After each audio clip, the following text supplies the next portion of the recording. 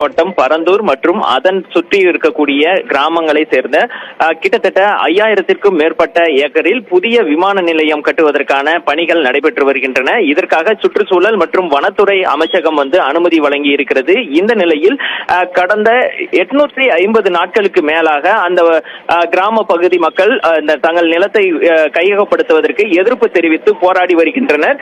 இந்த நிலையில்தான் தமிழக வெற்றி கழகத்தின் தலைவரான விஜய் அந்த மக்களை நேரில் சென்று சந்தித்து பேசுவதற்காக பாதுகாப்பு கேட்டு காஞ்சிபுரம் மாவட்டம் எஸ்பி அலுவலகத்தில் கடிதம் கொடுத்திருப்பதாக நம்மளுக்கு தகவல் கிடைத்திருக்கிறது.